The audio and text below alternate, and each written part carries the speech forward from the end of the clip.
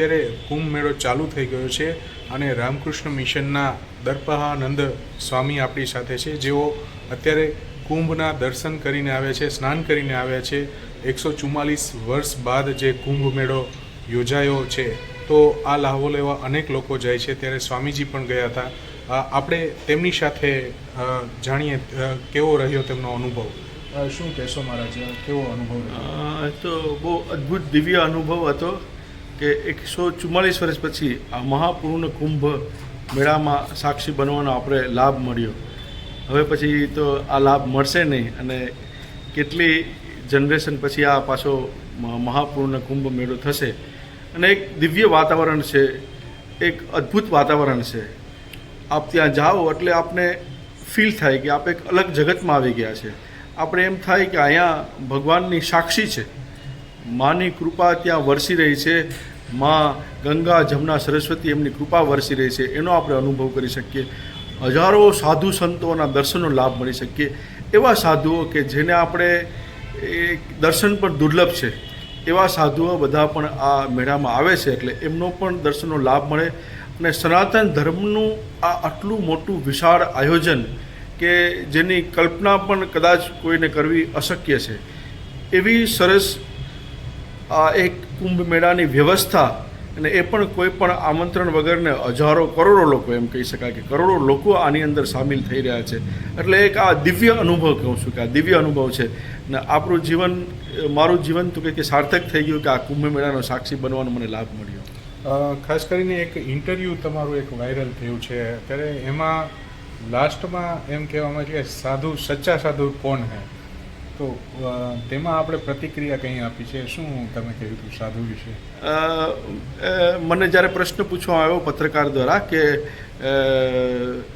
આપે મા પાસેથી આશીર્વાદ લીધા, અને તો મેં કીધું કે હા, મા પાસે આશીર્વાદ લીધા, અને મેં પ્રાર્થના કરી કે અમે સારા સાધુ બની શકીએ ને જગતના કલ્યાણ કરવા માટે કશું કરી શકીએ. એટલે એમને પ્રશ્ન કર્યો કે સારા સાધુ કોણ કહેવાય, સારા સાધુ બની શકે ને જગતનું કલ્યાણ કરી શકીએ. એમનો પ્રશ્ન હતો કે સારા સાધુ કોને કહેવાય? એટલે મેં કીધું કે જેની અંદર કોઈ વાસના ના હોય, અને જેનું સમગ્ર જીવન છે એ બીજાના કલ્યાણ માટે હોય, ભગવાન પ્રાપ્તિમાં લાગેલું હોય, એને આપણે સાચા સાધુ કહે છે. સ્વામી વિવેકાનંદની દૃષ્ટિમાં આ એક ઉચ્ચ આદર્શ છે કે તમારું જીવન છે એ લોકોના કલ્યાણ માટે હોય. સ્વામી વિવેકાનંદે કહેલું કે હજારો જીવન તમે તમારા માટે જીવી લીધા છે, એક જીવન તમે મારા માટે આપો. અને રામકૃષ્ણ મિશનની અંદર સેવાની ભાવના ખૂબ પ્રથમ સ્થાનમાં છે. ભક્તિ પણ પાછળ છે, પણ સેવા કોઈ પણ જાતની આફત હોય કે બીજું કોઈ પણ હોય તો એમાં સેવા કાર્યમાં રામકૃષ્ણ મિશન પ્રથમ અગ્રેસર હોય છે. એટલે આ સેવાની ભાવના છે. એક સાધુનું જીવન છે એ સાધુનું પોતાનું તો કશું છે જ નહીં, એમને પોતાના માટે કંઈ કરવાનું છે જ નહીં. એ જ્યારે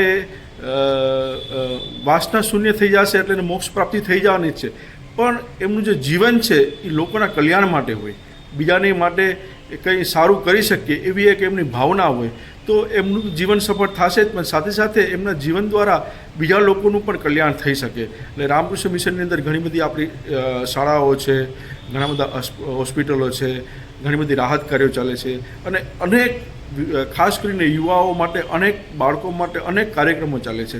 તો આની અંદર અમે અમારું જીવન છે એને અમે સોંપી દીધું છે કે એની અંદર આપણે આપણા જીવનને છે એ આપણે સમર્પણ કરી દઈએ કે જેથી આપણે કંઈ બીજાનું પણ કંઈ સારું કરી શકીએ. જેઓ બીજા માટે જીવે છે એ જ ખરેખર જીવે છે, એક સૂત્ર છે સ્વામીજીનું. અને મારા એક સ્વામીજી સવાલ છે કે સ્વામીજી જ્યારે જીવંત હતા ત્યારે એમ કહેતા કે મને 100 યુવાનો આપો તો હું દેશમાં પરિવર્તન લાવીશ. શું અત્યારે સુધીમાં 100 યુવાનો મળી ગયા છે કે? જરૂરથી કહી શકાય કે અત્યારે સ્વામી વિવેકાનંદનો આદર્શ લઈને ઘણા બધા લોકો સેવા કાર્યમાં લાગેલા છે. ઘણા બધા લોકો પોતાનું જીવન છે એ સમર્પણ કરી રહ્યા છે. અને આપ જોશો તો અનેક લોકો અનેક પ્રકારની સેવાઓમાં લાગેલા છે અત્યારે. એટલે હું કહીશ કે સ્વામી વિવેકાનંદે જે કહેલું મને 100 યુવાનો જોઈએ છે, તો એ સમયમાં 100 યુવાનો હતા, અત્યારે કદાચ 1 લાખ યુવાનો હશે.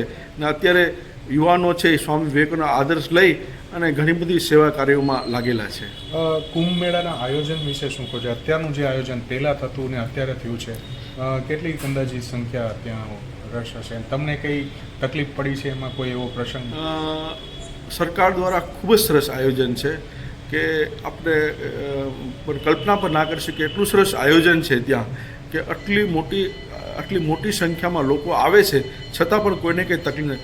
નિશ્ચય છે કે તમે જ્યારે ધર્મ કાર્યમાં જાઓ કે કોઈ તીર્થ સ્થાનમાં જાઓ તો થોડીક મુશ્કેલી વેઠવી પડે તમારે, થોડીક એ સાધનાનો એક ભાગ છે. એટલે થોડી ઘણી એવી કે વિશેષ કોઈ મુશ્કેલી નથી થતી, પણ જ્યારે આ મહાસ્નાન હતું તે દિવસે થોડી ભીડ હોય, તે દિવસે લગભગ 1 થી 1.5 કરોડ લોકો આવેલા, એટલે થોડી ભીડનો એક સામનો કરવો પડે.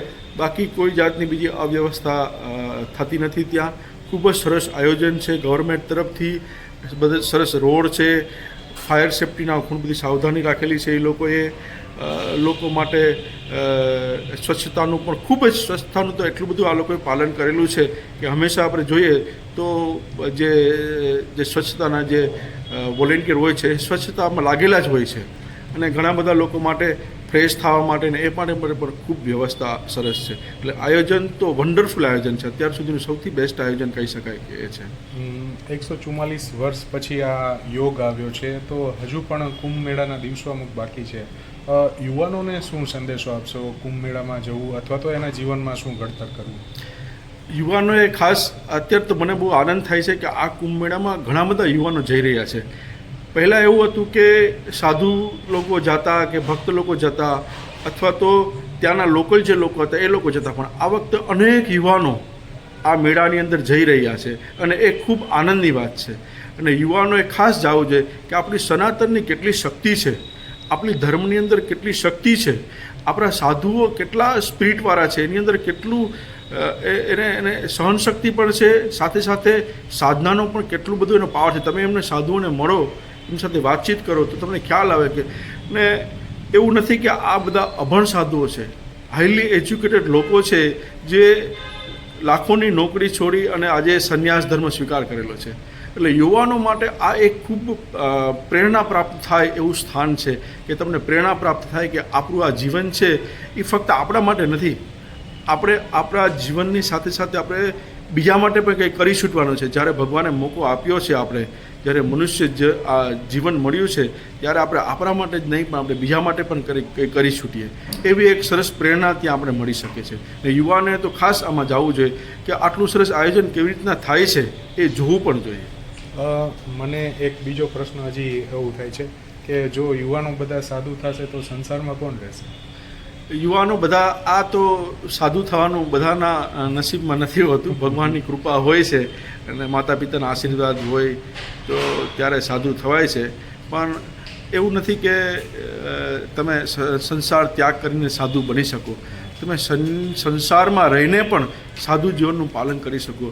અમે એટલા હું તો ઘણા બધા લોકોને મળું છું, એની સાથે વાતચીત કરું છું, ત્યારે એમને એમ થાય છે કે એ અમારા માટે આદર્શરૂપ છે. કેટલા બધા લોકો જે સંસારનું જે બધું ધર્મ છે એ પાલન કરતાં પણ એ કેટલા બધા ભજન કરે છે, કેટલી બધી સેવા કાર્યમાં લાગેલા છે, અને નિસ્વાર્થ ભાવે એમને ઘણા બધા લોકો એવા છે કે એમને કોઈ ઈચ્છા જ નથી, બસ જે પોતાનું જીવન છે એ ઈશ્વરની પ્રાપ્તિમાં લગાવેલું હોય છે, કાં કોઈ સેવા કાર્યમાં જોડાયેલા છે. એટલે સંન્યાસી બનવું બધા માટે શક્ય પણ નથી, અને આ પ્રેક્ટિકલ પણ નથી. એ તો ભગવાન તમને સિલેક્ટ કરે ત્યારે તમે સાધુ બની શકો, પણ રસ્તો ઓપન છે. આપણે એવું ના વિચારી શકીએ કે મને સિલેક્ટ કર્યો કે નથી કર્યો. આપણે ટ્રાય કરીએ તો કદાચ આપણા નસીબમાં લખેલું પણ હોય કે આપણે સાધુ બની શકીએ, પણ બધા માટે આ શક્ય નથી. અને સંસારમાં રહીને પણ તમે એક ઉચ્ચ આદર્શ જીવન જીવી શકો, જે બીજાને પ્રેરણારૂપ હોય, બીજાને સહાયરૂપ હોય, બીજાની સેવામાં લાગેલું હોય. આ દેશને આપણે મહાન બનાવવાનો છે, આ દેશને આપણે એક ગુરુ સ્થાન ઉપર લઈ જવાનો છે, એમાં લાગેલા હોય. તો આ બધા પણ એક પ્રકારે કહી શકાય કે એક પ્રકારે સંન્યાસી. તમે આપણે આર્મીના જવાનો કહ્યો તો એ ઘરથી કેટલા બધા દૂર રહે છે, ને તમે હિમાલયમાં કે ત્યાં બધા તમે જુઓ તો કેટલી બધી એ લોકો સ્ટ્રગલ કરતા હોય છે. તો આપણે એક એની સાધના છે, ઘરથી દૂર રહે છે, એટલી બધી એ લોકો સેવામાં લાગેલા છે. તો એમ કહી શકાય કે એ પણ એટલા દિવસ તો સંન્યાસ જીવનનું પાલન કરતા એવું લાગે છે. એટલે સંન્યાસ જીવન એટલે એવું નથી કે તમે સંસાર છોડીને તમારે સંન્યાસ માર્ગમાં જ આવવું જ, પણ તમે સંસારમાં રહીને પણ ઘણું બધું ગ્રસ્ત જીવન જીવતા જીવતા પણ તમે ઘણું બધું કાર્ય કરી શકો. એટલે અમે અત્યારે આ બધું જ જે કાર્ય કરી રહ્યા છીએ, તમારી સંન્યાસીઓની સંખ્યા એક લિમિટેડ છે, પણ અમે અમારી પાસે જે કાર્યકર્તા છે એ કાર્યકરના માધ્યમથી જ અમે આ કાર્ય કરી શકવાનું શક્ય બન્યું છે. જેટલા પણ કાર્યક્રમો થાય છે અમારે ખૂબ વિશાળ કાર્ય થાય છે અહીંયા, અને આ બધા માટે અમને સહાય જે મળે છે એ ભક્તો દ્વારા મળે છે, અમારા કાર્યકર્તાઓ દ્વારા મળે છે. એટલે એ કાર્યકર્તા અમારી પાસે ના હોય તો અમે એકલા કશું નથી કરી શકવાના. છેલ્લો ક્વેશ્ચન, કુંભ મેળામાં ઘણા લોકો એવું કહે કે અદ્વિતીય શક્તિના દર્શન થાય છે, તમને શું કોઈ અનુભૂતિ એવી થઈ છે? ભગવાન પ્રાપ્તિ, ભગવાન તમને દેખાયા? કદાચ દેખાય તો પણ એ વ્યક્ત કરવાનો વિષય નથી. કે જેને ભગવાનની પ્રાપ્તિ થાય છે મૌન થઈ જાય છે, અને તમે એના સંપર્કમાં આવો ત્યારે તમને ખ્યાલ આવે છે કે આ સાધુએ કંઈક પ્રાપ્ત કરેલું છે. એ તમે સાધુના સંપર્કમાં આવો અને એમની સાથે જાઓ એટલે વાઇબ્રેશન તમને અનુભવ થાય. એમને તમે પૂછીને તમે કોઈ સાધુ તમને એમ કંઈ નહીં કહેશે કે મને ભગવાનના દર્શન, એક મહાપુરુષ કોઈ હોય તો એની અલગ વસ્તુ છે, પણ તમે એની સાથે મળો, એની પાસે જાઓ, એની સાથે વાતચીત કરો તો તમને ખ્યાલ આવે કે ના, અમને કંઈ પ્રાપ્ત થયેલું છે. અને હું તો એવું માનું છું કે ભગવાન સાક્ષાત હાજરા હજુર છે, નહીં તો આટલું મોટું આયોજન, આટલા બધા લોકો એકસાથે ભેગા થવું અને એ પણ ખૂબ જ સુચારુ રૂપે ચાલવું, આ ભગવાનની શક્તિ વગર કોઈની તાકાત નથી કે આ થઈ શકે. ભગવાનની શક્તિ થાય છે આ. તો અને અલગ અલગ કોઈ પણ શક્તિ હોય છે, ભગવાનની શક્તિ હોય છે, અને ભગવાન સાક્ષાત નથી આવતા પણ કોઈને કોઈ રૂપે આપણે ભક્તોને દર્શન આપતા હોય છે. જે અત્યારે મહાકુંભ છે તે શ્રેષ્ઠ ઉદાહરણ છે. નિમેશ ગોંડલિયા, રાજકોટ.